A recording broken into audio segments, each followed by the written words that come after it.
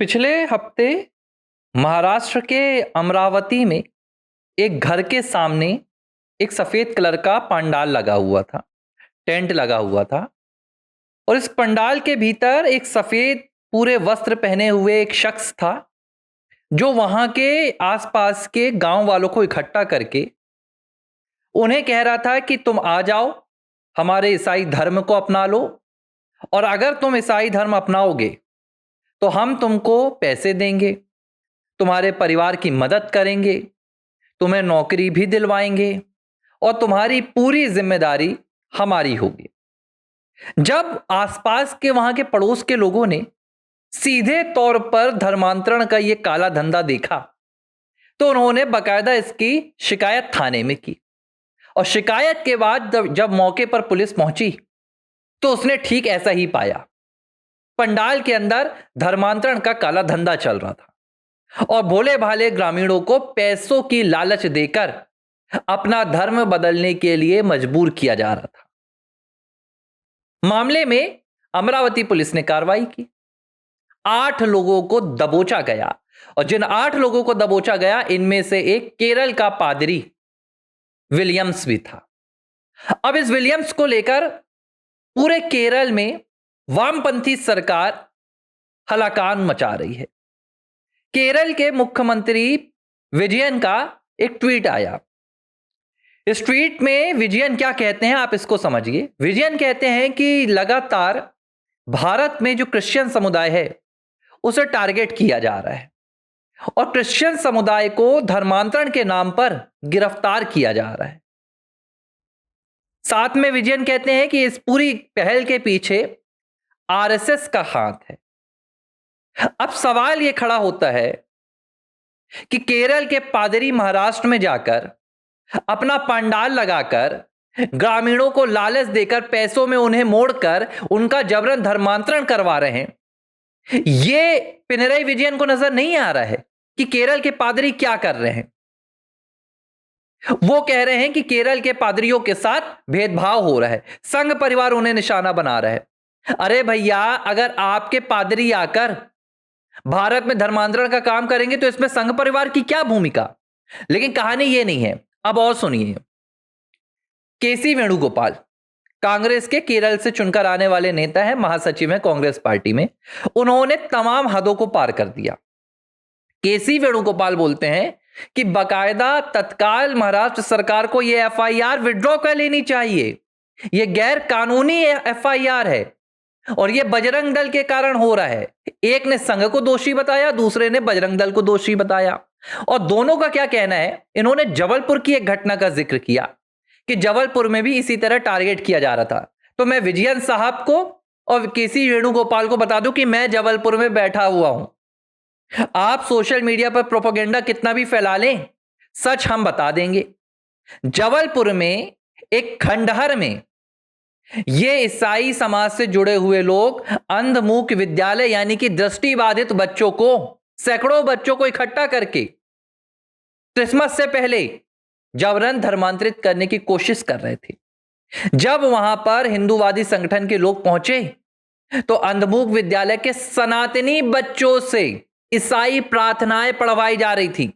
सनातनी बच्चों से ईसा मसीह की प्रार्थनाएं पढ़वाई जा रही थी।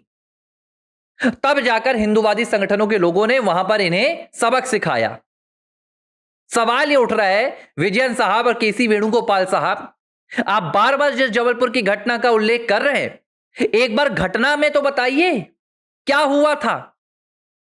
एक बात समझ में नहीं आ रही है कि आपके जो ईसाई पादरी हैं या ईसाई समाज के लोग हैं, अगर उन बच्चों को भोजन कराना था, उनको शिक्षा देनी थी, उनको खाना देना था, रोटी देनी थी, तो शहर के एक खंडहर में बुलाने की क्या जरूरत थी। अरे आपके पास तो एक एक सी मिशनरी स्कूलें हैं, रिहायशी स्कूलें हैं, वहां क्यों नहीं बुलाते हो इन्हें। शहर के बीचों बीच जो चर्च है वहां बुलाकर खिलाओ ना खाना। इतने बड़े अगर दानवीर बन रहे हो तो खंडहरों में बुलाकर क्यों खाना खिलाते हो। चुपचाप शहर की जनता से दूर ले जाकर किस बात का डर है। डर है तुम्हारे भीतर बैठा हुआ धर्मांतरण का चोर, जो तुम कर रहे हो। अब एक और दिलचस्प कहानी सुनिए। यह तो बात हो गई इनके प्रोपोगेंडा की। अब असली चेहरा समझ में आएगा आपको। ये लोग बात कर रहे हैं कि केरल के इस पादरी पर ये राष्ट्रीय स्वयंसेवक संघ, बजरंग दल, भारतीय जनता पार्टी अत्याचार कर रही है, क्रिश्चियंस को टारगेट कर रही है और इन्हें बलि का बकरा बनाया जा रहा है।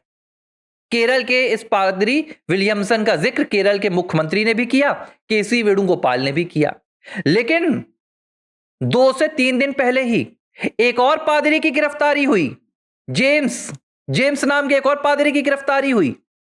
इस पर ना तो केरल के मुख्यमंत्री का मुंह खुल रहा है विजयन का, ना कांग्रेस पार्टी के केसी वेणुगोपाल का खुल रहा है, ना राहुल का खुल रहा है, ना तो किसी भी क्रिश्चियन धर्म को समर्थन देने वालों का खुल रहा है, पादरियों को समर्थन देने वालों का खुल रहा है, मिशनरियों को मदद करने वालों का मुंह बंद है। क्यों बंद है?